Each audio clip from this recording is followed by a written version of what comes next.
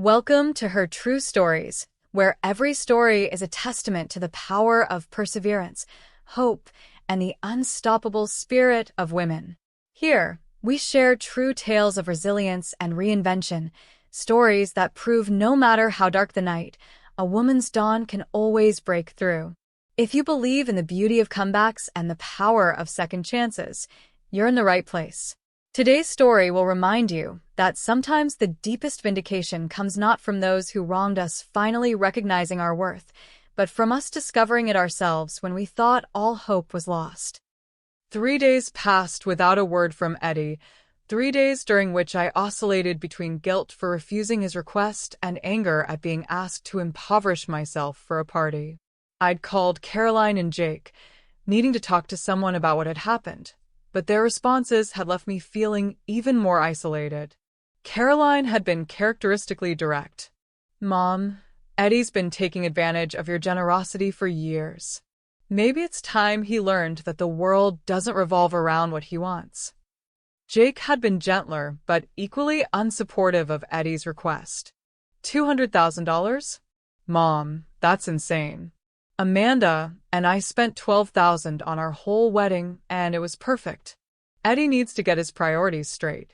While their support had been comforting, it had also highlighted how alone I was in this situation. My older children had their own lives, their own families, their own problems to worry about. They weren't going to be drawn into Eddie's drama, which meant I would have to face whatever came next by myself. I was making coffee on Saturday morning when the doorbell rang. Through the peephole, I could see Eddie standing on my front porch, and my heart leaped with hope that he'd come to apologize, to talk through our disagreement like the loving son I remembered him being. I opened the door with a smile that died on my lips when I saw his expression. This wasn't the face of a son coming to reconcile with his mother. This was the face of a stranger who looked like my child but radiated a cold hostility that I'd never seen from him before. "Eddie, sweetheart, I'm so glad you came by. I've been thinking about our conversation, and maybe we can—" "I'm not here to negotiate, Mom," he interrupted, his voice formal and distant. "I'm here to give you one last chance to do the right thing." Behind him, I could see Skylar sitting in his car, her face turned toward us with an expression of calculating interest. She wasn't getting out, wasn't coming in to talk, just watching like someone observing an experiment to see what would happen. "Eddie, please come in. Let's sit down and talk about this like adults." "I don't need to sit down for this conversation," he said, but he did step inside, forcing me to back up into my own living room. "Skylar and I have been thinking about your refusal to help with our wedding, and we've realized that this isn't really about money at all." "What do you mean?" "I mean you've never liked Skylar, have you? You've never thought she was good enough for me. You're using money as an excuse to sabotage our relationship because you can't stand the thought of sharing me with another woman." The accusation was so unexpected, so completely wrong, that I couldn't respond for a moment. Yes, I had reservations about Skylar, but they had nothing to do with jealousy and everything to do with the way she looked at my son like he was a stepping stone to something better. "Eddie, that's not true. I want you to be happy. I want you to find love and build a life with someone who cares about you. But asking me to spend my entire life savings on a wedding isn't reasonable, regardless of who you're marrying." "Your entire life savings," Eddie laughed, but there was no humor in it. "Mom, please. You act like you're going to end up in the poorhouse, but we both know you've got plenty of money tucked away. You're just being selfish." "I'm being practical. I'm 73 years old, Eddie. I need that money for my own future, for medical expenses, for maintaining my independence as I age. I can't just give it all away, even for you." "Can't or won't." Eddie stepped closer, and for the first time in my life, I felt intimidated by my own son. "Because I think this is about control, Mom. I think you like having me come to you for money because it makes you feel important, makes you feel needed. But now that I'm getting married, now that I'm going to have a wife to take care of me, you're threatened." Each word was like a knife, cutting away at everything I thought I knew about our relationship. How had the child I'd loved unconditionally for 35 years become someone who could look me in the eye and accuse me of such terrible motivations? That's not true, Eddie. I've always wanted you to be independent, to be able to take care of yourself without needing help from me or anyone else. Have you? Because your actions say otherwise. Every time I've tried to get back on my feet, you've been right there with a check or a loan, making sure I never had to face the real consequences of my choices. And now, when I finally have a chance to build something meaningful with Skylar, when I finally have a chance to establish myself as a successful man, you're pulling the rug out from under me. I stared at him, trying to process what he was saying. Was he really arguing that my financial help over the years had been a form of sabotage? Was he actually suggesting that my love and support had somehow damaged him? Eddie, I helped you because I love you, because you're my son, and I wanted to make your life easier when you were struggling. Well, maybe it's time you showed your love in a different way. Maybe it's time you proved that you actually want me to succeed by helping me with the most important event of my life. I've already told you I can't afford to give you that much money. Can't or won't. Eddie's voice was rising now, his face flushed with an anger that seemed completely disproportionate to the situation. Because if you really can't afford it, then maybe you need to make some sacrifices. Maybe you need to sell this house that's way too big for one person anyway. Maybe you need to downsize your lifestyle so you can help your son when he needs you. The suggestion that I should sell my home, the house where I'd raised my children and lived with my husband, where every room held memories of a lifetime together, was so outrageous that I couldn't immediately respond. You want me to sell my house? Eddie, this is my home. This is where I belong, where all my memories are. I can't just sell it to fund your wedding. Why not? It's just a house, Mom. Just a building. Skylar and I could help you find a nice little apartment somewhere, something more suitable for someone your age. You'd be much happier in a place where you didn't have to worry about maintenance and upkeep. I felt dizzy, unable to believe what I was hearing. My son was suggesting that I should uproot my entire life, abandon the home I loved, so that he could have an expensive party. The coldness of it, the casual dismissal of my feelings and my life, was breathtaking in its cruelty. Eddie, I am not selling my house to pay for your wedding. That's final. Fine, Eddie said, his voice dropping to a dangerous quiet. Then I guess we're done here. He turned to leave, but stopped at the door and looked back at me with an expression that chilled me to the bone. You know, Mom, I always thought you were different from other mothers. I thought you actually cared about your children's happiness more than your own comfort. I guess I was wrong about that too. Eddie, please. You're my son. I love you more than anything in this world. But I can't destroy my own future to pay for your wedding. Please try to understand. What I understand is that when I needed you most, when I came to you asking for help with the most important day of my life, you said no. What I understand is that your money is more important to you than my happiness. And what I understand is that Skylar was right about you from the very beginning. What did she say about me? I asked, dreading the answer but needing to know. Eddie smiled, and it was the cruelest expression I'd ever seen on his face. She said you were a selfish old woman who used money to control people. She said you'd never let me go, never let me be truly independent because you needed to feel important.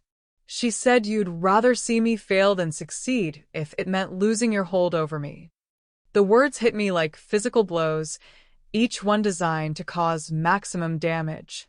To know that this woman had been poisoning my relationship with my son, turning him against me with lies and manipulation, was almost unbearable. And you believed her? I believe what I see, Mom. And what I see is a woman who would rather hoard her money than help her son start his new life. Eddie opened the door, then paused again. You've got 72 hours to reconsider your decision. After that, Skylar and I are going to take legal action to force you to honor your obligations. What obligations? I never promised to pay for your wedding. Didn't you? Eddie's smile grew wider and more vicious. Because Skylar remembers differently. She remembers Christmas dinner, when you told me how proud you were of me and how you'd do anything to help me succeed. She remembers you saying that when I got married, you'd make sure I had everything I needed for a proper wedding. I searched my memory of that Christmas dinner, trying to remember if I'd said anything that could be construed as a promise to fund his wedding. I'd certainly expressed my love and support, but I'd never made any specific financial commitments. I never said I'd pay for your wedding, Eddie. I may have said I'd help in whatever way I could, but that's not the same thing as promising to spend my life savings. That's your word against ours, Mom. And in court, when it's the word of a devoted son and his fiancée against the word of an elderly woman who might not remember things as clearly as she thinks she does, well, I like our chances. The threat was unmistakable. Eddie was planning to lie in court, to claim I'd made promises I'd never made, and to paint me as a confused old woman whose memory couldn't be trusted. You wouldn't do that to me, Eddie. You wouldn't lie about your own mother in court. Try me, he said simply. 72 hours, Mom. Think about it carefully. He walked out, leaving me standing in my living room with my heart pounding and my hands shaking. Through the window, I watched him get into his car where Skylar was waiting. I could see them talking, see her hand on his arm, see her head nodding with what looked like approval. As they drove away, I sank into my recliner and tried to process what had just happened. My son, the child I'd loved and supported and sacrificed for throughout his entire life, had just threatened to sue me if I didn't give him money I couldn't afford to lose. He'd accused me of terrible motivations, dismissed my feelings, and suggested I should destroy my own security for his benefit. But worse than any of that was the realization that the Eddie who had just left my house wasn't someone I recognized. This wasn't the sweet boy who had brought me dandelions and told me I was the best mother in the world. This wasn't the young man who had called me every week in college just to hear my voice. This was a stranger wearing my son's face, saying things my son would never say, threatening actions my son would never take. I sat in that chair for hours, watching the day fade into evening, trying to understand how everything had gone so wrong so quickly. How had a conversation about a wedding turned into a threat of legal action?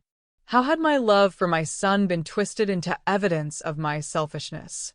How had the relationship I treasured most in the world become a battlefield where my own child was fighting against me? The 72 hours Eddie had given me stretched ahead like an eternity. I knew I couldn't give him the money he was demanding. I literally didn't have enough without selling my house and destroying my own future. But I also knew that my refusal would trigger whatever legal action he and Skylar had planned. For the first time in my life, I was truly afraid of my own child. And that fear was almost as devastating as the betrayal itself. The next 3 days were the longest of my life. I didn't sleep, barely ate, and jumped every time the phone rang, terrified it would be Eddie calling with more threats or ultimatums. The house that had always been my sanctuary now felt like a fortress under siege, and I found myself checking the locks obsessively and peeking through the curtains whenever I heard a car in the neighborhood. I called Caroline on Sunday night, needing to talk to someone but dreading having to explain what Eddie had threatened to do. "Mom, you sound terrible. What's wrong?" "Caroline, I need to tell you something about Eddie, and I need you to promise me you won't hang up or tell me I'm being dramatic." "Mom, you're scaring me. What's going on?" I told her everything. Eddie's demand for wedding money, his accusations about my motivations, his threat to sue me, and his claim that I'd promised to pay for his wedding when I'd never done any such thing. By the time I finished, Caroline was silent for so long that I thought the call had been dropped. "Caroline? Are you still there?" "I'm here, Mom. I can't believe Eddie would threaten to sue you. I mean, I knew he'd been taking advantage of your generosity for years, but this is something else entirely. This is evil." "Don't say that about your brother," I said automatically, even though part of me agreed with her assessment. Mom, what else would you call it? He's threatening to lie in court to steal your retirement money. He's trying to force you to sell your house to pay for his party. That's not the behavior of a loving son. That's the behavior of a predator. The word predator hit me like a physical blow. Was that really what my youngest child had become? Someone who preyed on my love for him to get what he wanted? I don't know what to do, Caroline. I can't give him the money he's asking for, but I can't bear the thought of going to court against my own son. Mom, you need to get a lawyer.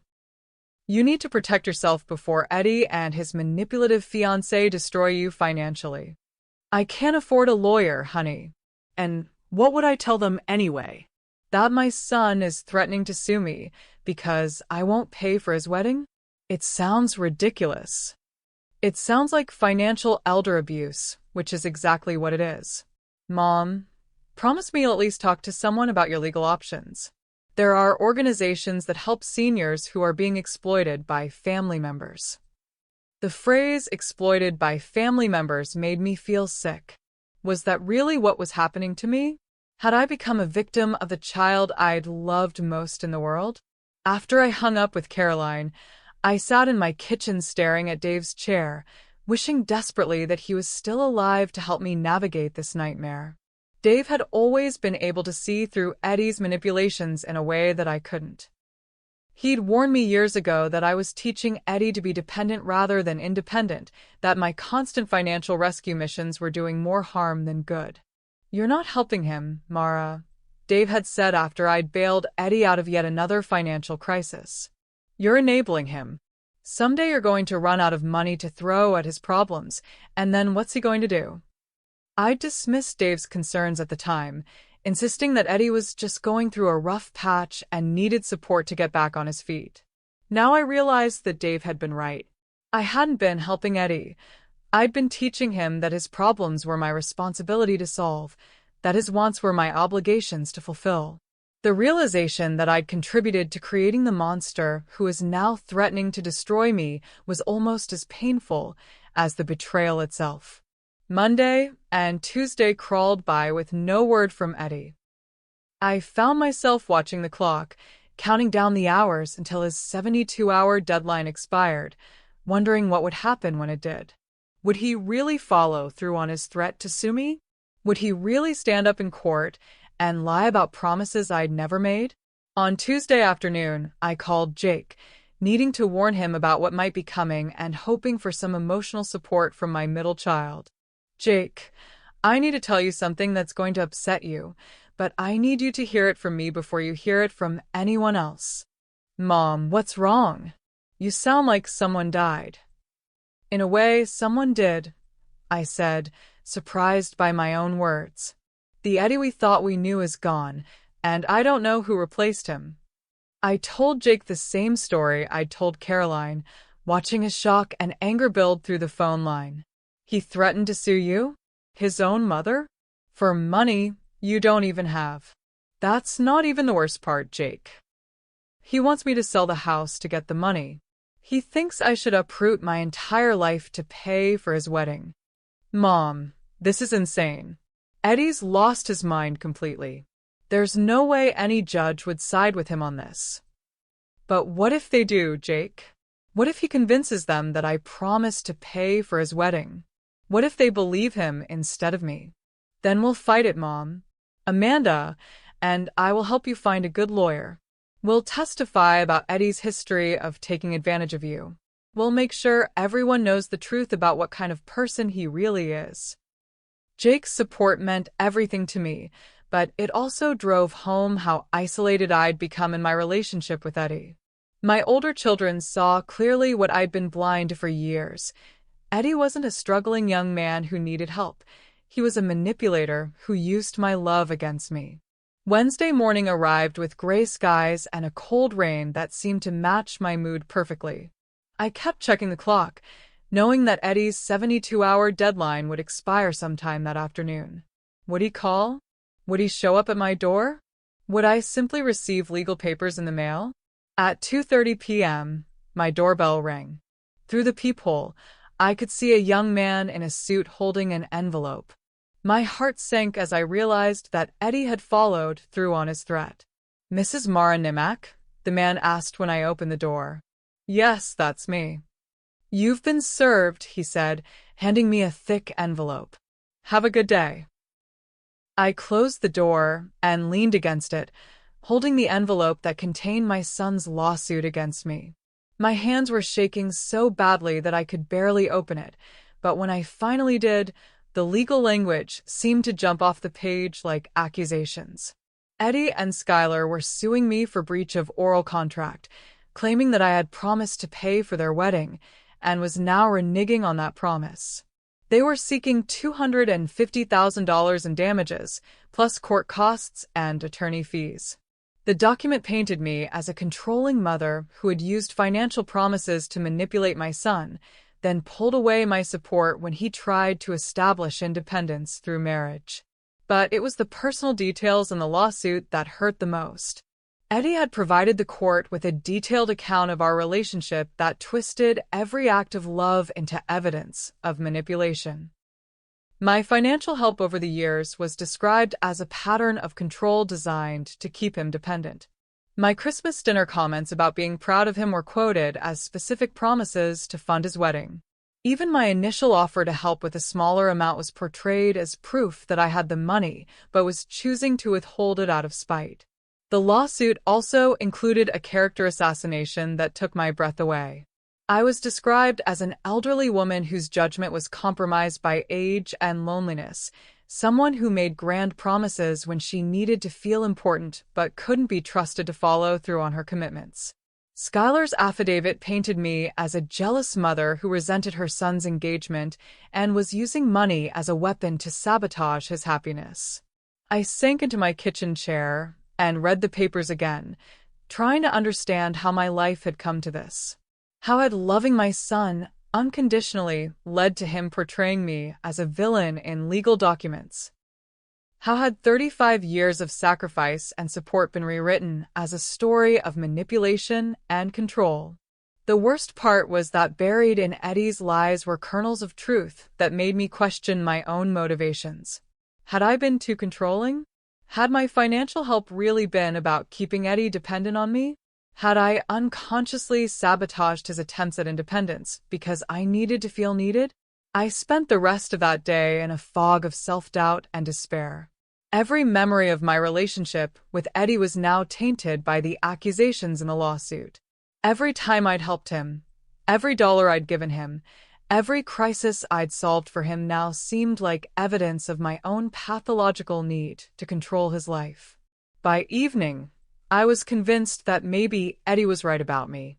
Maybe I was a selfish old woman who had used money to manipulate her son. Maybe I deserved to lose this lawsuit, to be forced to pay for his wedding as punishment for all the ways I'd failed him as a mother. I called Caroline to tell her about the lawsuit, but when she answered the phone, I could barely speak through my tears. "Mom? What happened?" "He did it," I whispered. "Eddie really sued me. And Caroline, reading this lawsuit, maybe he's right about me. Maybe I have been controlling and manipulative. Maybe I do deserve this." "Mom, stop. Don't let him get in your head like this. What exactly does the lawsuit say?" I read her the key passages, my voice breaking as I recited my son's accusations against me. When I finished, Caroline was quiet for a long moment. "Mom, you know this is all lies, right? You know that everything Eddie is claiming about you is exactly what Skylar wants him to believe. But what if it's not lies, Caroline? What if I really have been controlling him all these years without realizing it? What if my help really was more about my needs than his? Mom, listen to me carefully. You are not a controlling person. You are not manipulative.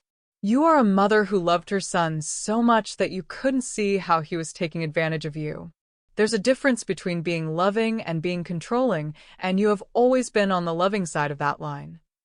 Then why does reading this lawsuit make me feel so guilty? Why do I feel like maybe I should just pay for the wedding and be done with it? Because Eddie and Skylar know exactly how to push your buttons. They know that your love for Eddie is unconditional, and they're using that love as a weapon against you. Mom, you cannot give in to this. If you pay for this wedding, you're not just bankrupting yourself financially, you're teaching Eddie that he can threaten and manipulate you into giving him anything he wants. Caroline was right, but that didn't make the guilt any easier to bear. I'd raised Eddie to believe that my love meant always saying yes, always solving his problems, always putting his wants ahead of my own needs. In a way, I had created the monster that was now destroying me. The next few days passed in a blur of phone calls and legal consultations. Caroline had found me a lawyer, a woman named Jennifer Mills who specialized in elder law and family disputes.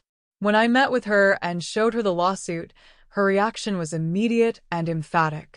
Mrs. Nimack, this is a frivolous lawsuit designed to intimidate you into paying money you don't owe.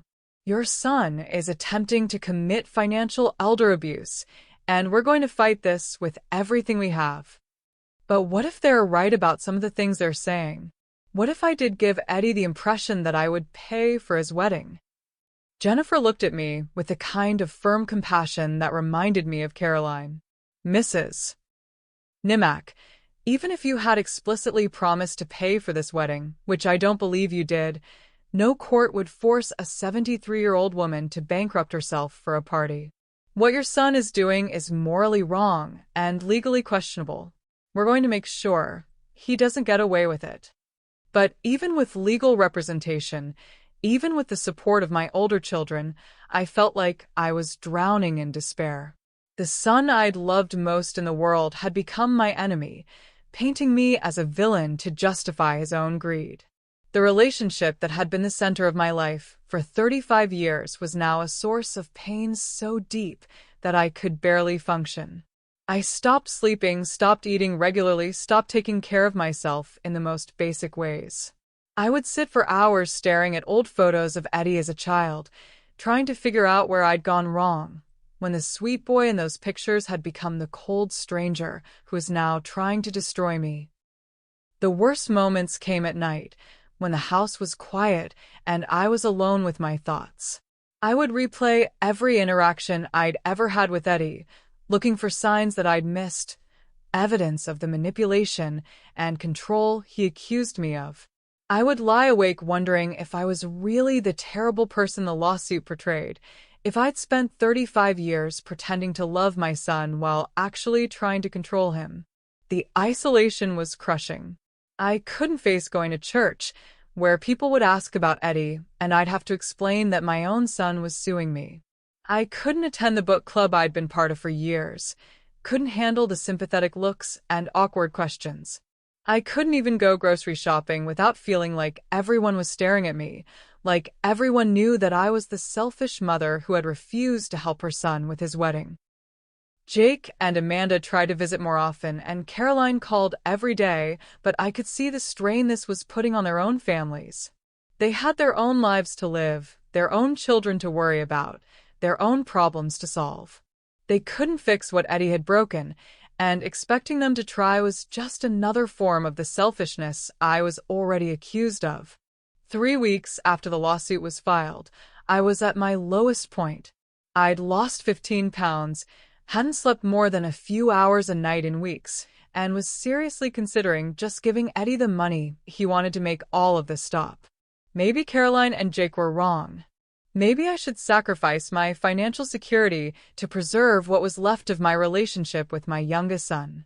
It was during this dark period that I received a phone call that would change everything. The caller ID showed a number I didn't recognize, and I almost didn't answer, afraid it might be more legal complications or reporters who had gotten wind of the story. Mrs. Nimack? This is Rebecca Chen. I'm an attorney who specializes in financial elder abuse cases, and I've been following your situation through some mutual contacts in the legal community. I'd like to offer you my services. I already have a lawyer, I said wearily. Jennifer Mills is representing me. I know Jennifer, and she's excellent. But I think there are aspects of your case that she might not be exploring fully. Mrs. Nimack, what your son is doing to you isn't just a civil dispute about money. It's a pattern of financial abuse that's been going on for years, and it needs to be addressed as such. I don't understand. Can we meet? I'd like to review the documentation of your financial relationship with your son and show you some options you might not have considered. Options that could not only protect you from this lawsuit, but might also help you recover some of the money you've given him over the years. The idea that I might be able to fight back, that I might have legal options beyond simply defending against Eddie's lawsuit, was like a ray of sunlight breaking through storm clouds. For the first time in weeks, I felt something other than despair. Yes, I said, my voice stronger than it had been in days. I'd like to meet with you. As I hung up the phone, I realized that something fundamental had shifted inside me. The grief and guilt were still there, but underneath them was a growing anger at what Eddie and Skylar had done to me. They'd counted on my love, my guilt, and my age to make me an easy target. They'd assumed I would be too ashamed and too weak to fight back effectively. They were about to learn that they had seriously underestimated Mara Nimak. Meeting Rebecca Chun was like finding an oasis in a desert of despair. Her office was warm and professional, filled with photographs of families she'd helped and awards for her work in elder advocacy. When she shook my hand, her grip was firm and confident, and for the first time in weeks, I felt like someone was truly on my side. Mrs. Nimak, before we discuss your legal options, I want you to understand something important. What your son is doing to you is not your fault. Financial elder abuse often involves family members who exploit their victims' love and trust, and it's one of the cruelest forms of abuse because it attacks both your financial security and your emotional well-being. The term victim still felt strange when applied to myself, but I was beginning to accept that it might be accurate. My daughter keeps saying the same thing, but it's hard to believe. Eddie is my son. I raised him. If he's become someone who would do this to me, isn't that partly my responsibility? Mrs. Nimak, parents aren't responsible for every choice their adult children make. You loved your son and tried to help him when he struggled. That's what good mothers do. The fact that he's chosen to exploit that love doesn't reflect badly on you. It reflects badly on him.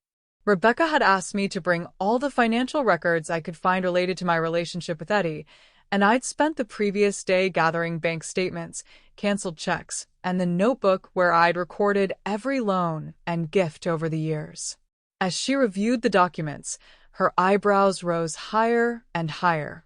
Mrs. Nimak, according to these records, you've given your son over $140,000 in the past 15 years. That's not including smaller gifts for birthdays and holidays, just the major financial assistance. The number was staggering when stated so bluntly.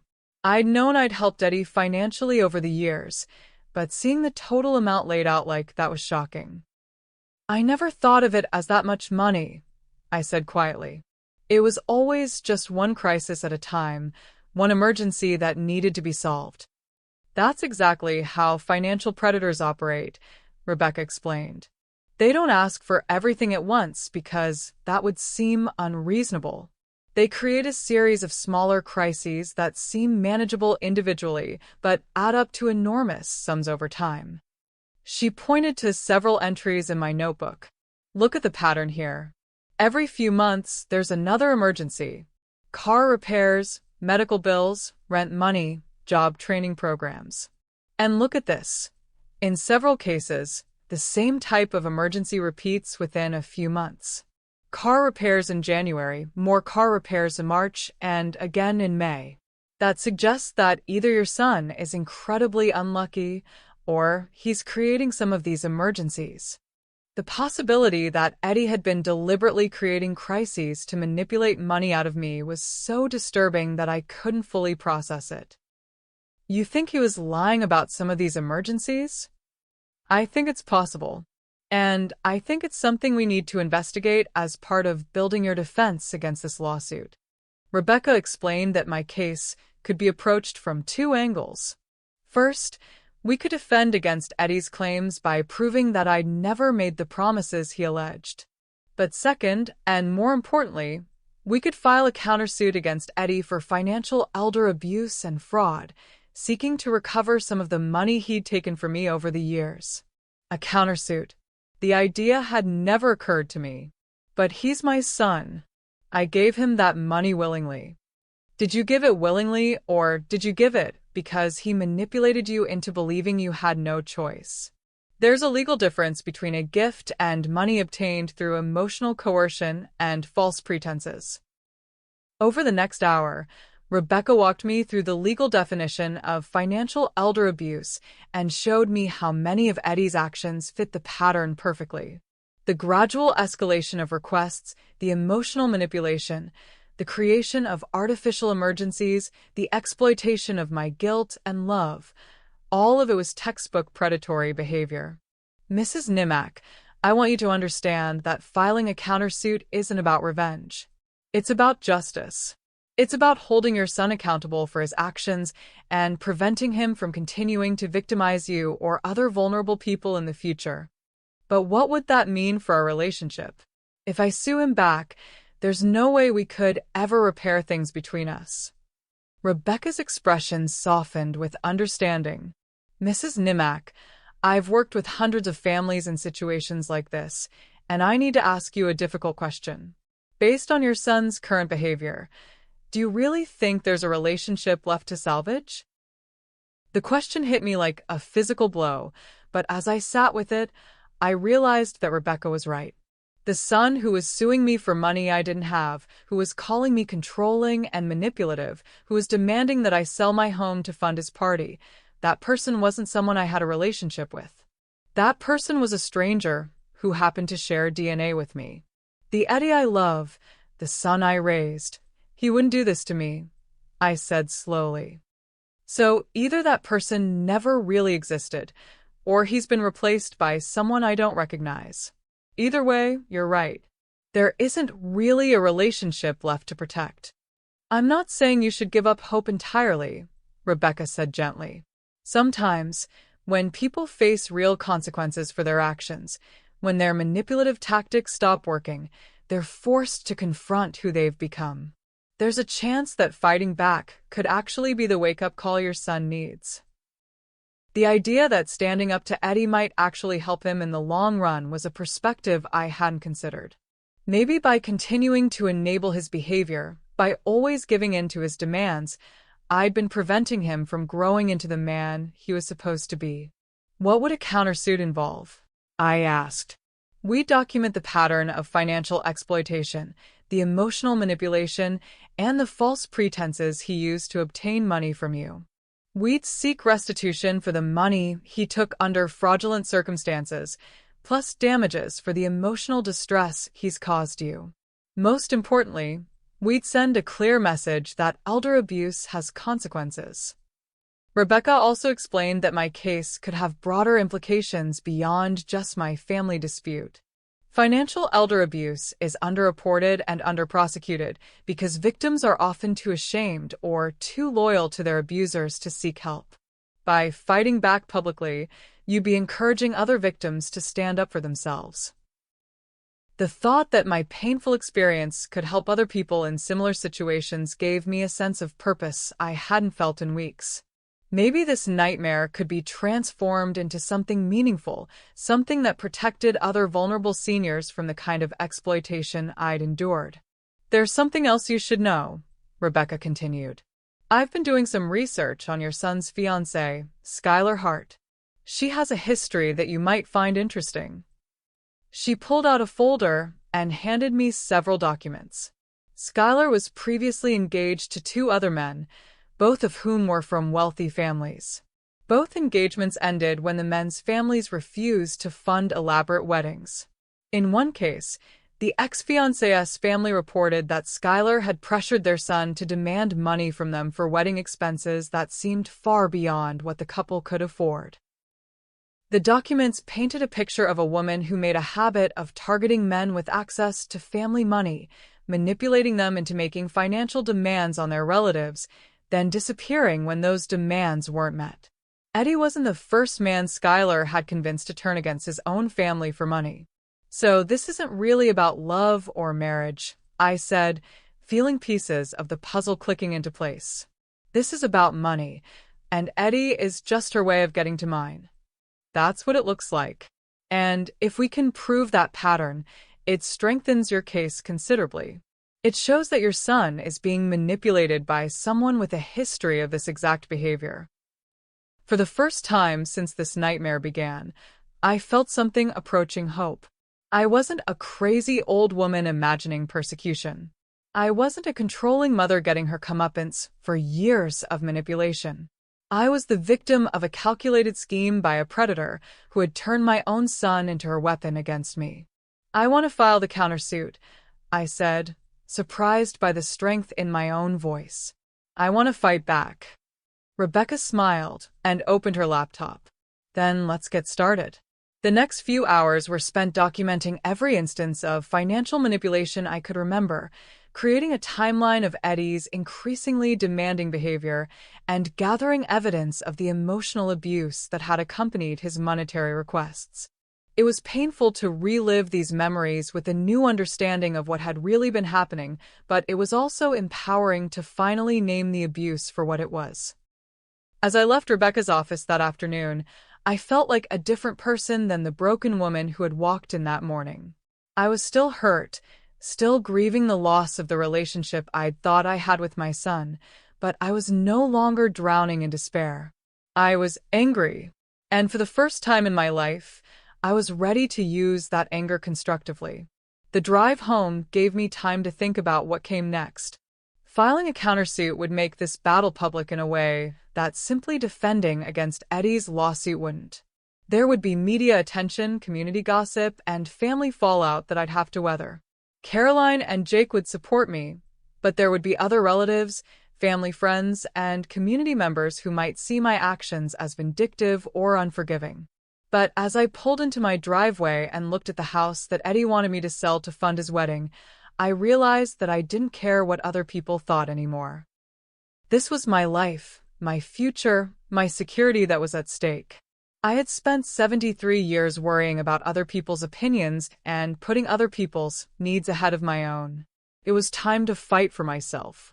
That evening, I called Caroline and Jake to tell them about my meeting with Rebecca and my decision to file a countersuit. Caroline's reaction was immediate and supportive. "Mom, I think that's exactly what you should do. Eddie has been taking advantage of you for years, and it's time he faced some consequences." Jake was more hesitant. "Mom, are you sure about this? I mean, I agree that Eddie is way out of line, but suing your own son, that's going to be really hard on you emotionally." "Jake, honey, this is already hard on me emotionally. Eddie is already suing me. At least this way, I'm fighting back instead of just taking whatever he dishes out. But what if this destroys any chance of ever reconciling with him?" I thought about Jake's questions seriously before answering. What would reconciliation look like, Jake? Would it mean me giving him the money he's demanding and pretending none of this ever happened? Would it mean continuing to enable his irresponsible behavior and setting myself up for the next financial crisis he creates? That's not reconciliation. That's capitulation. I hadn't thought about it that way, Jake admitted. The Eddie I love, the son I raised, wouldn't put me in this position in the first place. If that person still exists somewhere inside the man who's threatening to take my house, then maybe facing real consequences will help him find his way back to being that person. And if not, then I need to protect myself from the person he's chosen to become. After I hung up the phone, I sat in my kitchen looking around at the home Eddie wanted me to sacrifice for his wedding. Every room held memories of the family we'd been before greed and manipulation poisoned everything. The living room where we'd opened Christmas presents, the dining room where we'd shared countless family meals, the kitchen where I'd taught all three of my children to cook. This house represented 46 years of marriage, 46 years of memories, 46 years of building a life with the man I'd loved.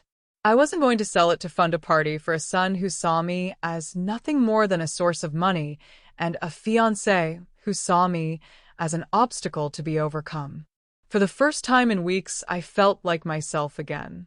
Not the weak, guilty old woman Eddie's lawsuit had tried to make me into, but Mara Nimak, the woman who had raised 3 children, supported her husband through good times and bad, and built a life worth defending.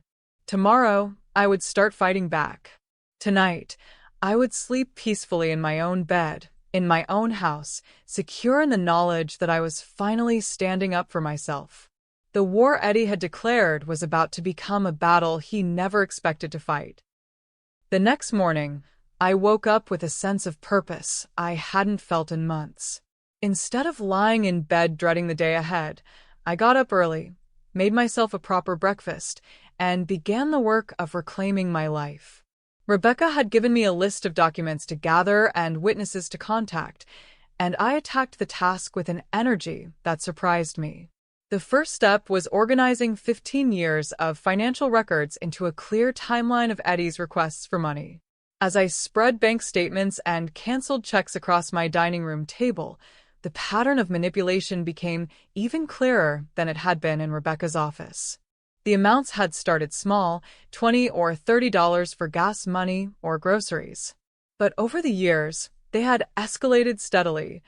Hundreds for car repairs, thousands for apartment deposits, tens of thousands for educational programs and business ventures that never materialized. What struck me most was how Eddie's language had evolved along with the amounts. In the early years, his requests had been humble and apologetic. "Mom, I hate to ask, but could you help me out with rent this month? I'll pay you back as soon as I get my next paycheck." By the more recent years, the requests had become demands. "Mom, I need $3,000 for the business course I told you about. You know how important my career development is." The shift from asking for help to expecting support had been so gradual that I barely noticed it happening. But seeing it laid out chronologically, it was impossible to miss the progression from grateful son to entitled adult who saw my money as his birthright. As I worked, I found myself remembering conversations I'd forgotten, moments when Dave had questioned my financial support of Eddie and I'd brushed off his concerns. "Mara, you're not helping him by bailing him out every time he makes a poor decision," Dave had said after I'd paid off Eddie's credit card debt for the 3rd time. "You're teaching him that his choices don't have consequences." At the time, I'd thought Dave was being harsh. Now I realized he'd been trying to protect both Eddie and me from exactly the situation we were now facing. Rebecca had also asked me to make a list of witnesses who could testify about Eddie's pattern of financial dependence and my own character.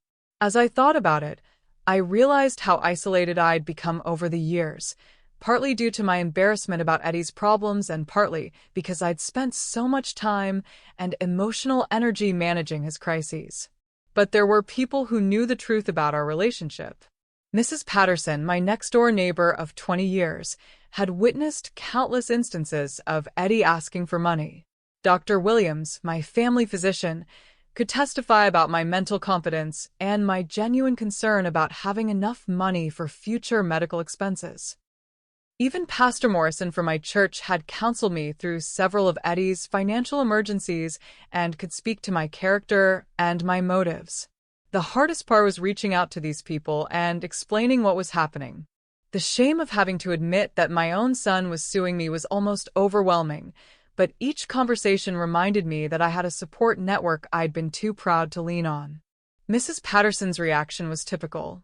"Mara, I've watched that boy take advantage of your generosity for years, and I've wanted to say something, but I didn't think it was my place. What he's doing to you now is just the logical next step in a pattern that started when he was a teenager." Dr. Williams was equally supportive. "Mrs. Nimak, you're one of the most psychologically healthy and mentally competent patients I have. The idea that you would make wild financial promises and then forget about them is preposterous. This lawsuit is clearly a form of elder abuse." Each conversation strengthened my resolve and reminded me that the picture Eddie was painting of me in his lawsuit wasn't reality. I wasn't a confused old woman making erratic financial promises. I was a responsible adult who had been systematically exploited by someone who knew exactly how to manipulate my love for him. Rebecca had also suggested that I start documenting my current financial situation to demonstrate to the court that I genuinely couldn't afford to pay for Eddie's wedding without destroying my own security.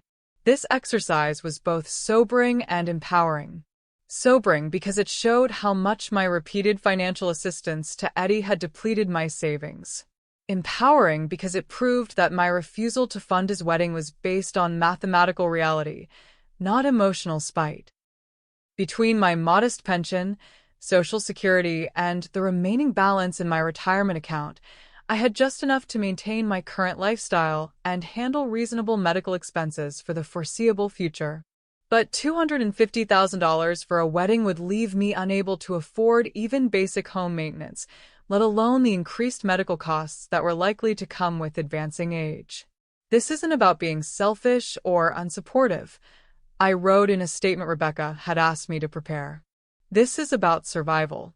If I give my son this money, I will become financially dependent on him for the rest of my life. Given his history of irresponsible financial behavior and his current willingness to sue me for money I don't have, that dependence would leave me vulnerable to continued abuse and exploitation. The process of fighting back was giving me clarity about my relationship with Eddie that I'd never had before. For years, I'd seen our dynamic through the lens of maternal love and obligation. Now I was seeing it through the lens of exploitation and abuse, and the difference was shocking. 3 weeks after filing the countersuit, Rebecca called with an update that made me sit down hard in my kitchen chair. Mara, we've had some interesting developments. First, Eddie's attorney has reached out about settlement discussions, which suggests they're not as confident about their case as they initially appeared. Second, we've uncovered some information about Skylar that I think you'll find illuminating. What kind of information? Remember how I told you she'd been engaged twice before to men from wealthy families? Well, it turns out she's currently being investigated by the state attorney general's office for potential fraud related to a charity she was running. Apparently, she was soliciting donations for veterans' mental health services, but most of the money was going to her personal expenses. The revelation that Skylar was potentially a criminal made me feel vindicated, but also frightened. If she was willing to steal from veterans' charities, what wouldn't she do to get money for her wedding? There's more, Rebecca continued. We've also discovered that Eddie has been lying to you about his employment situation. He was fired from his last job 3 months ago for falsifying expense reports, and he's been unemployed ever since. The business course he asked you to fund last month doesn't exist. Each revelation was like a physical blow, forcing me to confront how thoroughly I'd been deceived by my own son. The man I'd thought was struggling to establish his career was actually unemployed and apparently following in his fiancé's footsteps toward criminal behavior. Rebecca, how did I miss all of this? How did I not see what kind of person my son was becoming? Mara, you missed it because you loved him and because you wanted to believe the best about him. That's not a character flaw. That's what loving parents do. The tragedy is that Eddie and Skylar exploited that love for their own purposes. The settlement discussions Rebecca had mentioned took an interesting turn when Eddie's attorney made an initial offer. If I agreed to pay $50,000 for wedding expenses, Eddie would drop his lawsuit. My first instinct was relief. $50,000 was still a lot of money, but it was manageable, and it would end this nightmare without the emotional devastation of a public trial. But Rebecca advised against accepting the settlement. Mara, if you pay him anything at this point, you're rewarding his abusive behavior and setting a precedent for future exploitation. Plus, our countersuit is strong. I think we can not only get his lawsuit dismissed, but also recover a significant portion of the money he's taken from you over the years. But what if we lose? What if the judge believes Eddie's version of events? Then we'll appeal. But I don't think it will come to that. We have documentation, witnesses, and evidence of a clear pattern of financial abuse. Eddie's lawsuit is built on lies and manipulation, and that's going to become obvious once we get him under oath. The decision to reject the settlement offer was one of the hardest I'd ever made. Part of me wanted to pay the $50,000 and put this whole experience behind me. But a larger part of me knew that giving in now would only teach Eddie that threatening me was an effective way to get money. No settlement, I told Rebecca. Let's go to trial. The weeks leading up to the trial were intense, but invigorating. Rebecca and I worked together to prepare my testimony, to organize exhibits, and to coordinate with witnesses. For the first time in years, I felt like I was in control of my own life instead of simply reacting to whatever crisis Eddie had created. Caroline flew in from Seattle to provide moral support and to testify about Eddie's history of financial irresponsibility. Jake took time off work to help with trial preparation and to offer character testimony. Even some of Eddie's former friends agreed to testify about his pattern of manipulative behavior. "Mom," Caroline said one evening as we reviewed testimony notes, "I have to tell you something. Watching you fight back like this, seeing you stand up for yourself instead of just enabling Eddie's behavior, it's made me respect you in a way I never have before." "What do you mean?" "I mean, I've always seen you as someone who loved us unconditionally, which was wonderful. But I've also seen you as someone who would sacrifice anything for us, even when that sacrifice wasn't healthy or necessary. Watching you draw boundaries with Eddie, watching you refuse to let him destroy your financial security for his entertainment, it's shown me a strength I didn't know you had." Caroline's words meant more to me than she could know.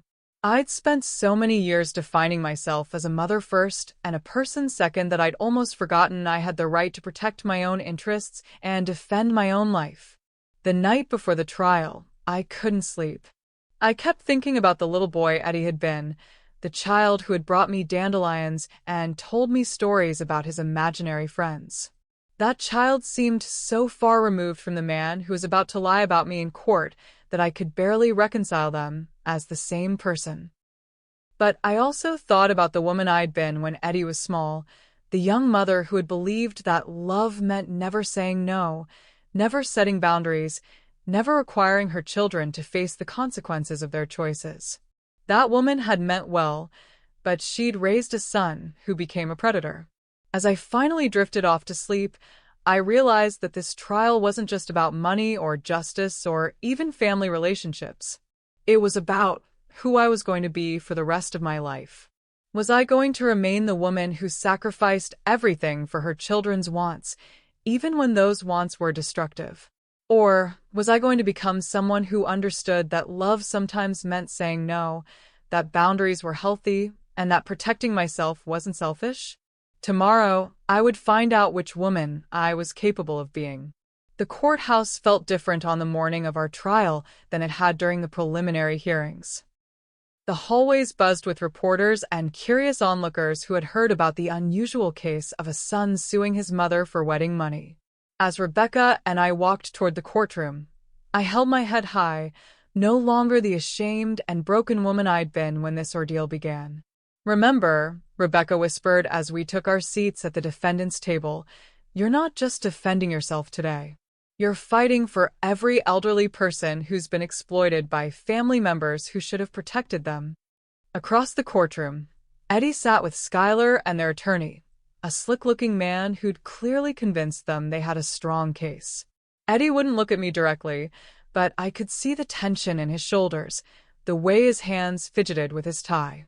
For just a moment, I glimpsed the uncertain boy he'd once been, and my heart ached for the choices that had brought us to this place. But when Skylar leaned over to whisper something in his ear, and he nodded grimly, the moment of maternal sympathy passed. This wasn't my confused little boy anymore. This was a grown man who had chosen to align himself with a predator and use me as their victim. Judge Harrison, a stern woman in her 60s with silver hair and sharp eyes, called the court to order. "This is an unusual case," she began, "involving allegations of broken promises and counter-allegations of financial elder abuse. I want to remind everyone present that these are serious matters with real consequences for real people. I expect all parties to conduct themselves with dignity and respect." Eddie's attorney, Mr. Davidson, presented their case first.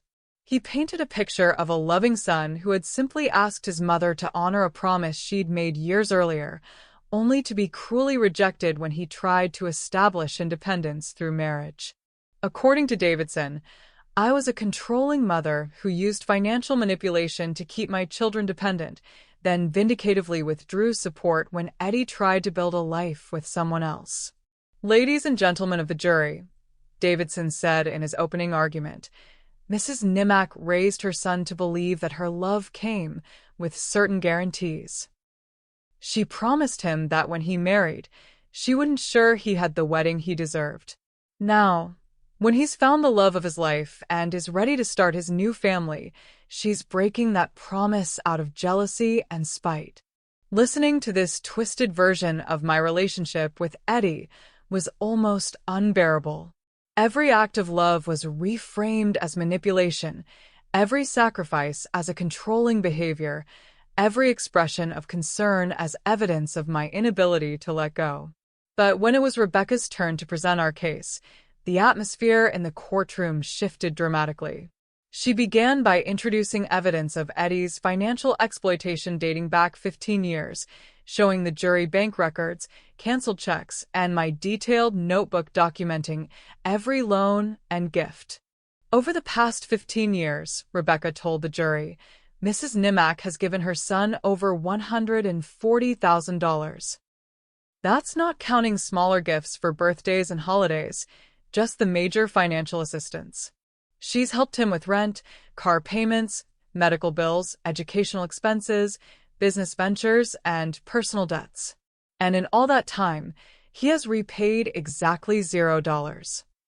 She then called our first witness, Mrs. Patterson, my neighbor of 20 years. Mrs. Patterson's testimony was devastating to Eddie's case. I've watched Eddie manipulate his mother for years, she said firmly. He would show up at her house crying about some emergency, and she'd always find a way to help him. Then a few days later, I'd see him driving a new car or showing off some expensive gadget. It was obvious he was taking advantage of her kindness. Did you ever hear Mrs. Nimack promise to pay for Eddie's wedding? Rebecca asked. Never. In fact, the opposite. She used to worry about having enough money for her own medical expenses as she got older. She talked about needing to be careful with her savings because she didn't want to become a burden on her children. Dr. Williams testified about my mental competence and my genuine financial concerns. Pastor Morrison spoke about the times I'd sought counseling about Eddie's demands and my struggle to balance love with enabling. Caroline and Jake both testified about Eddie's history of irresponsible behavior and their own concerns about his exploitation of my generosity. But the most powerful moment came when Rebecca called Eddie to the stand for cross-examination.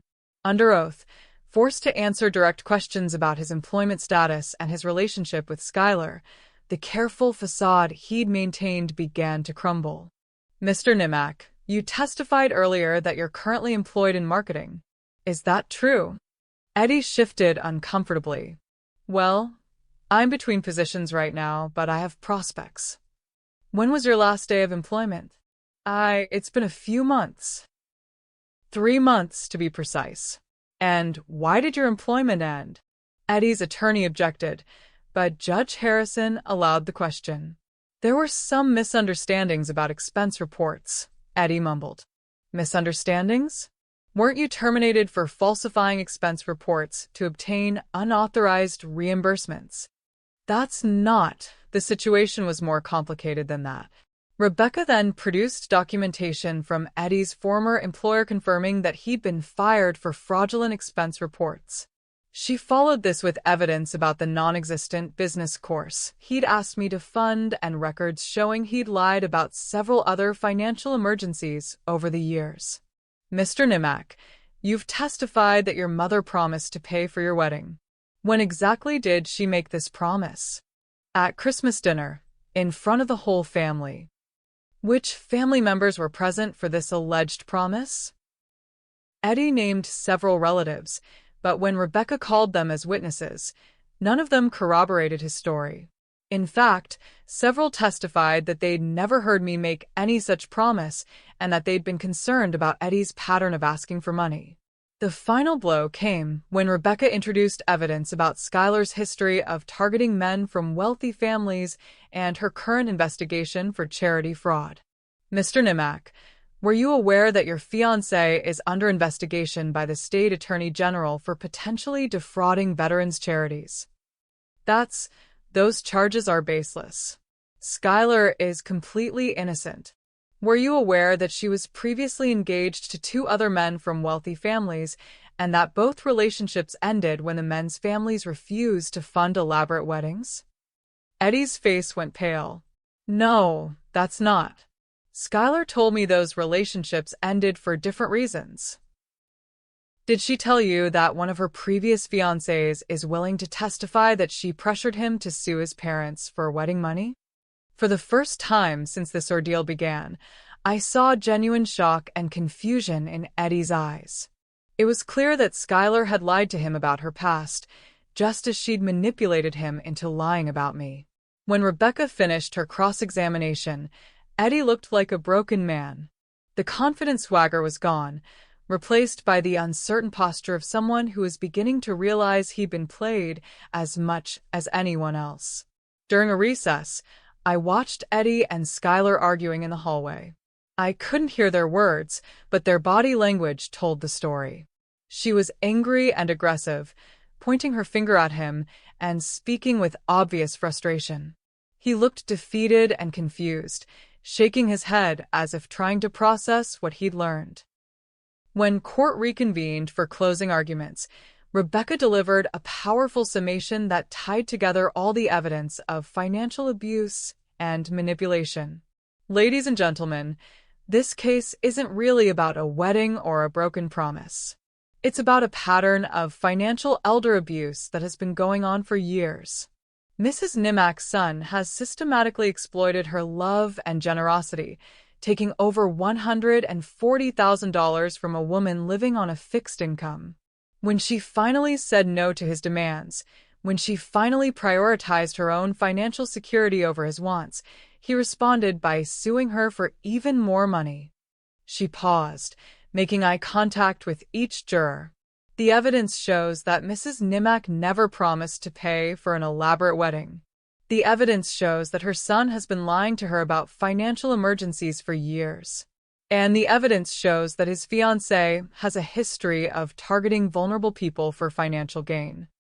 This lawsuit is nothing more than a final attempt to extract money from a woman who has already given far more than she could afford.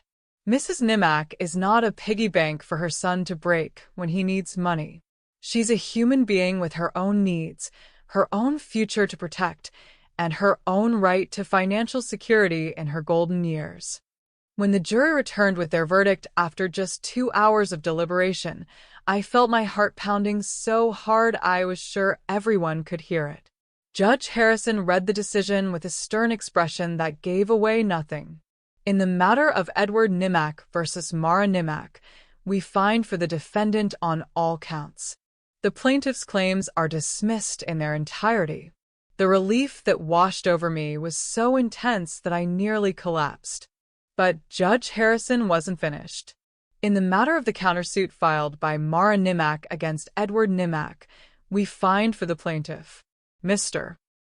Nimack is ordered to repay his mother the sum of $143,000, representing money obtained through false pretenses and emotional manipulation over the past 15 years.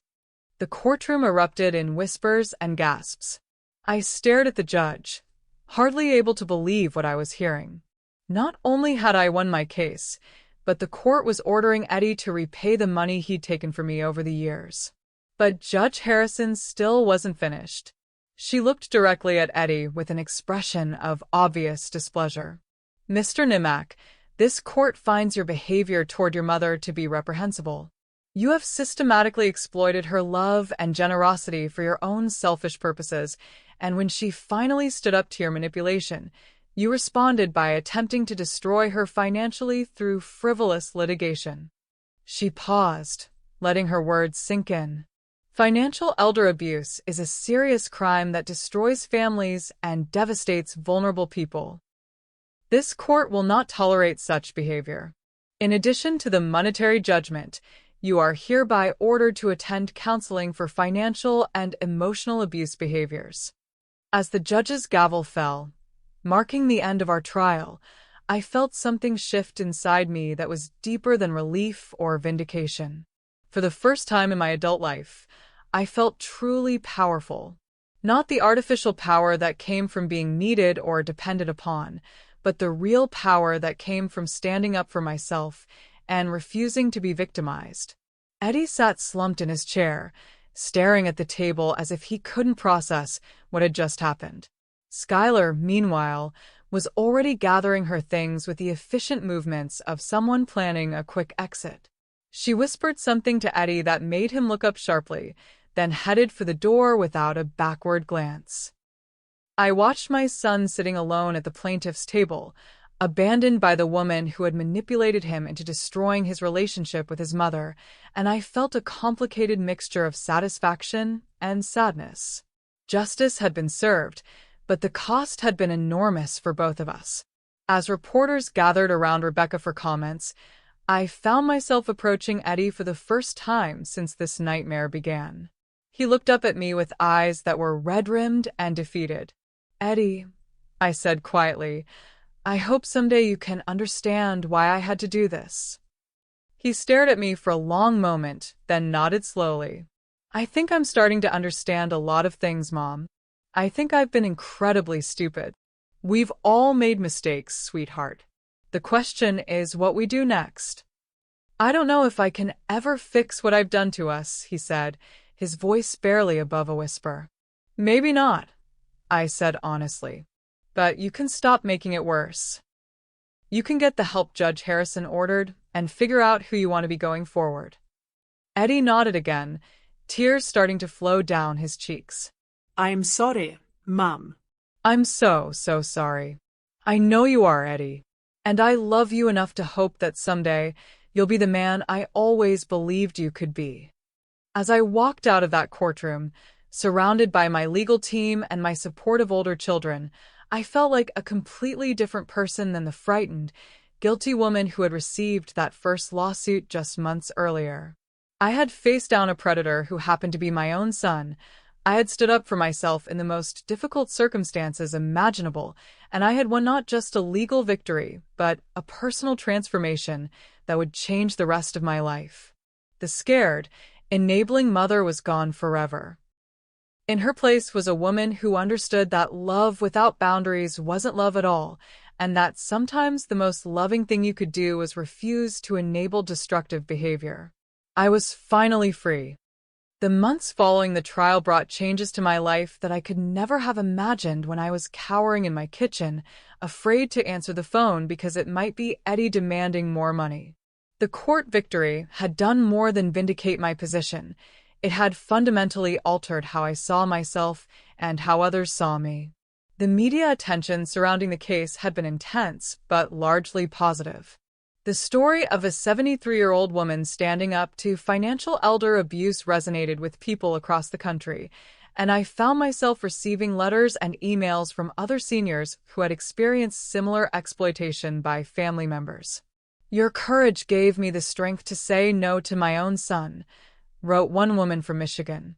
"I've been funding his drug habit for years, telling myself I was helping him, but your story made me realize I was just enabling his destruction."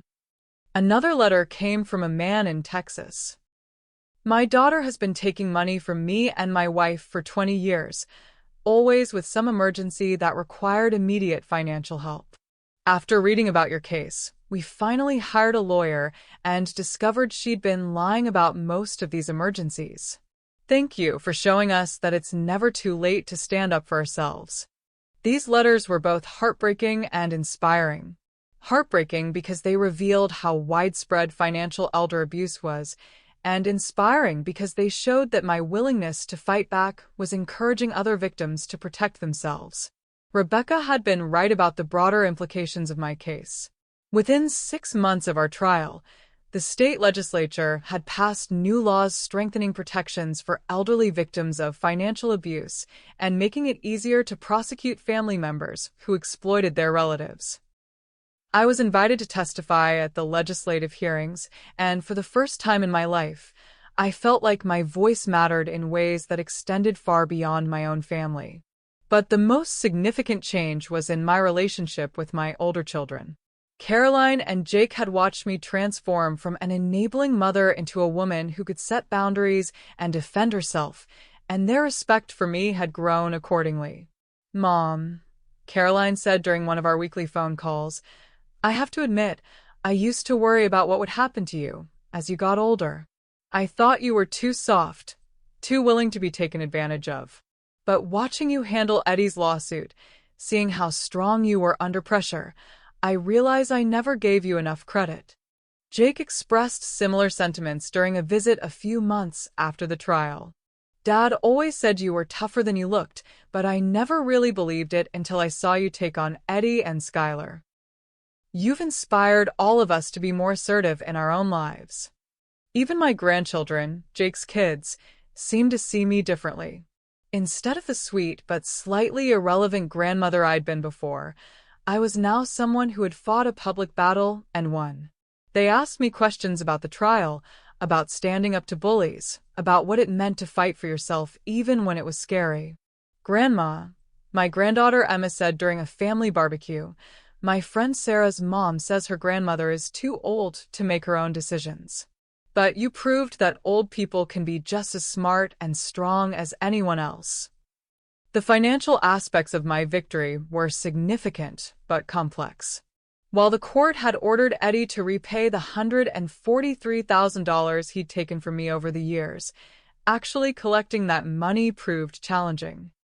Eddie was unemployed, had no significant assets, and was facing his own financial ruin after Skylar abandoned him immediately following the trial.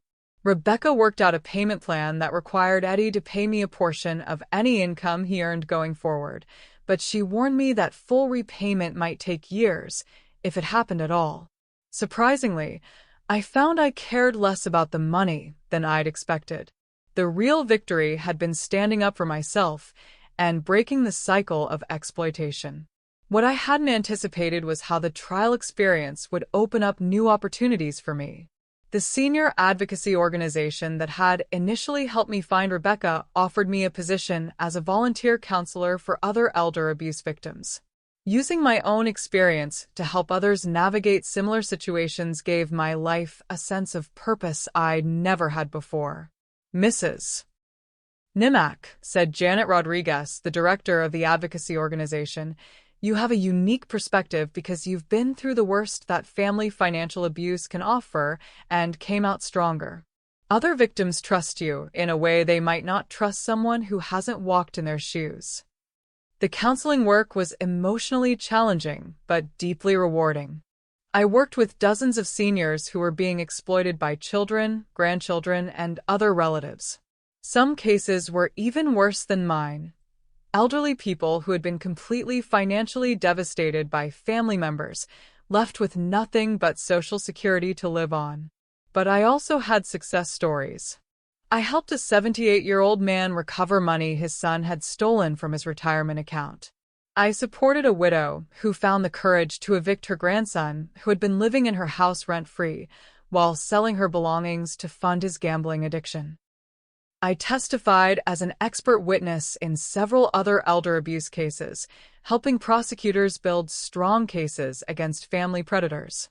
Each victory felt personal, a validation of my own struggle and proof that standing up to abuse could create positive change that extended far beyond individual families. The most unexpected development was my relationship with Eddie. In the immediate aftermath of the trial, I hadn't heard from him at all. Skylar had disappeared from his life as quickly as she'd entered it, moving on to her next target now that Eddie had proven he couldn't deliver the financial windfall she'd expected. About 6 months after the trial, Eddie called me. His voice was different, quieter, more uncertain, stripped of the entitled confidence that had characterized our conversations during the lawsuit period. "Mom," I know I don't have the right to ask anything of you after what I did, but I wanted you to know that I've been going to counseling like the judge ordered. How is that going, Eddie? It's hard. Really hard. My therapist has helped me understand how toxic my relationship with Skylar was, how she manipulated me into seeing you as the enemy. But she also helped me understand that I was already primed for that manipulation because of choices I'd been making for years. I waited, not wanting to interrupt what sounded like the beginning of genuine self-reflection. Mom, I've been taking advantage of your generosity since I was a teenager. I convinced myself that asking for help was normal, that you giving me money was just what mothers did. But the truth is, I knew I was manipulating you. I knew exactly which buttons to push to make you feel guilty or worried enough to write me another check. The honesty in his voice was something I hadn't heard from Eddie in years. What made you realize that? Losing everything, he said simply. When Skylar left, when I realized how much I'd damaged my relationships with you and Caroline and Jake, when I had to face the fact that I was 35 years old with no job, no savings, and no real skills except manipulating people who loved me, I had to acknowledge that I'd become someone I didn't recognize. And what are you doing about that? I'm trying to build a real life, Mom. I got a job, not a glamorous one just working in a warehouse, but it's honest work and I'm earning my own money. I'm living in a studio apartment that I can actually afford.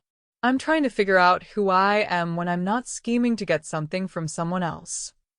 These conversations continued sporadically over the following months. I was cautious, but encouraged by the changes I saw in Eddie. He wasn't asking for money, wasn't trying to manipulate me into feeling sorry for him, wasn't making grand promises about paying me back quickly. He was just slowly, quietly trying to rebuild his life from the ground up. A year after the trial, Eddie asked if he could visit me for my birthday. It was the first time he'd been in my house since the day he threatened to sue me, and I was nervous about how it would feel to have him in my space again. When he arrived, I barely recognized him. The expensive clothes and fake confidence were gone, replaced by simple jeans and a work shirt, a humble demeanor that seemed genuine rather than calculated. He brought me a small gift, a book of poetry he'd bought with his own money, and a card that simply said, "Thank you for loving me enough to fight back."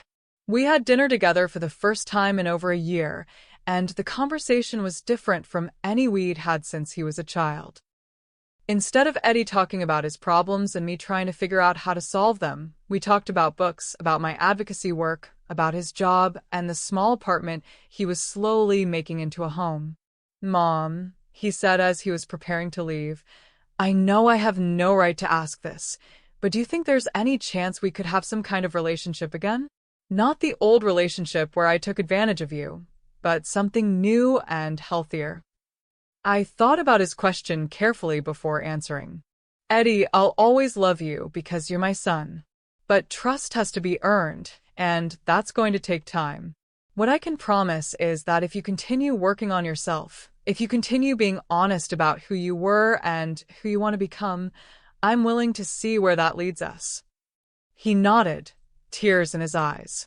"That's more than I deserve, but I'll take it. And Mom?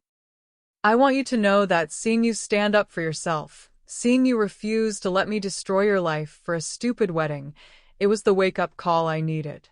You saved both of us by fighting back." As I watched Eddie drive away that evening, I reflected on how dramatically our relationship had changed. The old dynamic, where I enabled his irresponsibility out of misguided love, was gone forever. In its place was the possibility of something healthier, a relationship between two adults who respected each other's boundaries and rights. But even if Eddie and I never fully rebuilt our relationship, I had gained something far more valuable than a reconciliation with my son.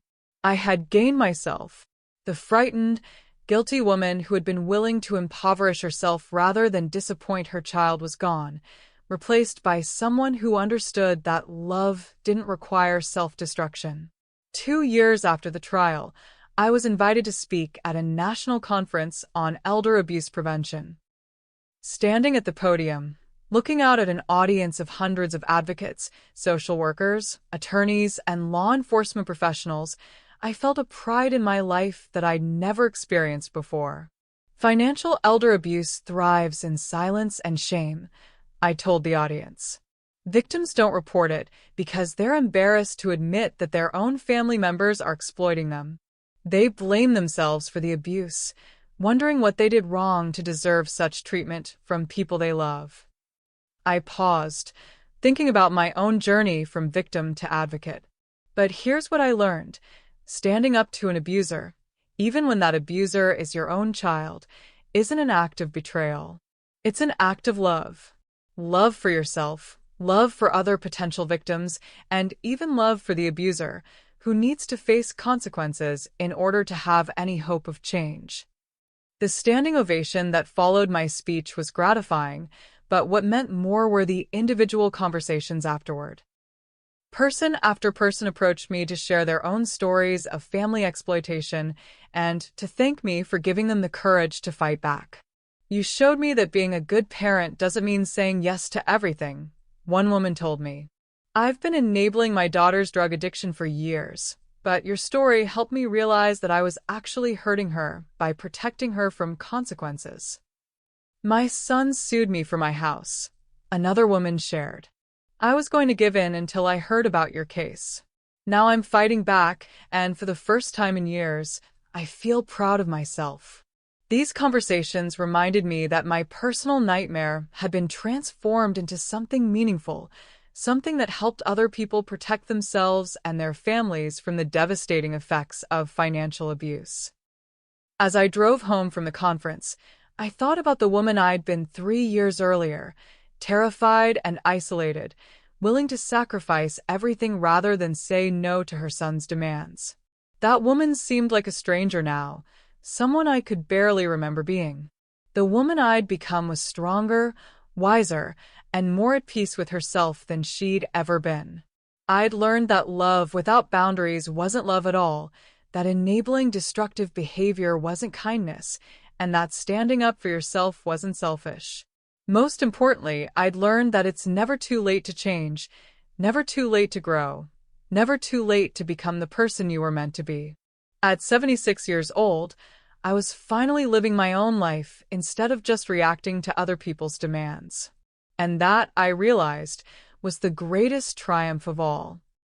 As I sit here today, 5 years after that terrible lawsuit that nearly destroyed my sense of self, I find myself in a place I could never have imagined when I was cowering in my kitchen, afraid to answer the phone because it might be Eddie demanding money I couldn't afford to give. I'm 78 years old now, and instead of being the broken, impoverished woman that Eddie and Skylar's plan would have made me, I'm thriving in ways that continue to surprise me. My house, the home they wanted me to sell to fund their extravagant party, is still my sanctuary, but it's also become something more, a meeting place for the support group I facilitate for elder abuse survivors, a headquarters for the advocacy work that has become my passion, and a symbol of what's possible when you refuse to let others define your worth. The support group meets in my living room twice a month, and seeing the transformation in the people who attend reminds me constantly of why fighting back was so important. There's Margaret, who was being systematically robbed by her grandson until she found the courage to press charges. There's William, whose daughter was forging checks from his account until he learned to say no and protect his assets. There's Dorothy, whose son was threatening to put her in a nursing home unless she signed over her house, until she discovered that she had legal rights and people willing to help her defend them. Each of these people arrived at my door feeling ashamed, guilty, and convinced that they somehow deserved the abuse they were experiencing. Watching them discover their own strength, their own worth, their own right to protection and dignity has been one of the most rewarding experiences of my life. "Mara," Margaret said at our last meeting, "you saved my life by showing me that it was possible to fight back. I thought I was too old, too weak, too dependent to stand up to my grandson. But seeing what you accomplished gave me hope that I could protect myself too." The advocacy work has expanded far beyond what I ever expected. I'm now a board member of the National Coalition Against Elder Abuse. I testify regularly at legislative hearings about the need for stronger protections for seniors, and I've helped develop training programs for law enforcement officers who handle financial abuse cases. But perhaps most meaningfully, I've co-authored a book about my experience titled Never Too Late to Fight Back, A Mother's Journey from Victim to Victor. The book has reached thousands of families dealing with similar situations, and the letters I receive from readers remind me constantly that personal pain can be transformed into collective healing. "Your book saved my marriage," wrote one reader. "My husband was being manipulated by his adult daughter into giving her money we couldn't afford to lose, and I was getting resentful and angry. Reading your story helped us both understand that setting boundaries with adult children isn't cruel, it's necessary." Another letter came from a social worker. "I give your book to every family I work with that's dealing with financial abuse by adult children. It helps them understand that they're not alone and that fighting back is possible, even when the abuser is someone they love." The financial aspects of my victory have been complicated, but ultimately positive. Eddie has been slowly repaying the money he owes me, about $500 a month from his warehouse job. It will take many years to fully repay what he took, but the consistent payments represent something more important than money. They represent his commitment to making amends and rebuilding his character. More significantly, the increased visibility from my case and my advocacy work has brought unexpected financial opportunities. Speaking fees from conferences, royalties from the book, and consulting work with law firms have actually left me more financially secure than I was before Eddie's lawsuit. The money I was willing to risk everything to protect has grown substantially, ensuring that I can maintain my independence and continue my advocacy work for as long as I'm able. My relationship with Eddie has evolved into something I never expected, but am cautiously optimistic about. We have dinner together once a month now, conversations that are honest and respectful in ways our interactions never were during his years of financial dependence. He's been in therapy consistently for 4 years, he's maintained steady employment, and he's been building a life based on his own efforts rather than exploitation of others. "Mom," he said during our most recent dinner, "I know I can never fully undo the damage I did to our relationship, but I want you to know that everything good in my life now comes from the lesson you taught me when you refused to enable my behavior anymore. Fighting back didn't just save you. It saved me too. The relationship isn't what it was when he was a child, and it never will be. Too much has happened for us to return to the innocent trust of earlier years. But what we have now is more honest, more equal, and more respectful than what we had during his years of manipulation and exploitation." Caroline and Jacob both told me that watching me stand up to Eddie changed how they parent their own children. They're more willing to let their kids face natural consequences, more careful about creating dependency through excessive help, and more conscious of the difference between supporting someone and enabling them. "You taught us that love sometimes means saying no," Caroline said during her last visit. "I used to think that being a good mother meant always solving my children's problems, but you showed me that sometimes the most loving thing you can do is let people face the consequences of their own choices." The ripple effects of my legal victory have extended far beyond my own family. The elder abuse protection laws that were strengthened partly because of my case have helped hundreds of other seniors protect themselves from exploitation. This woman knows that it's never too late to become who you were meant to be, never too late to find your voice, never too late to fight for your own life. The roses in my garden are blooming again this spring, just as they have every spring for 40 years. But the woman tending them is someone entirely new, someone who learned that survival isn't just about enduring what happens to you, it's about deciding what you'll allow to happen to you. My name is Mara Nimak, and this is my true story of transformation, resistance, and the discovery that strength can bloom at any age, in any season, under any circumstances. Thank you for joining us for this extraordinary story of courage and transformation. If Mara's journey moved you, please subscribe to her true stories for more real tales of women rising from the ashes.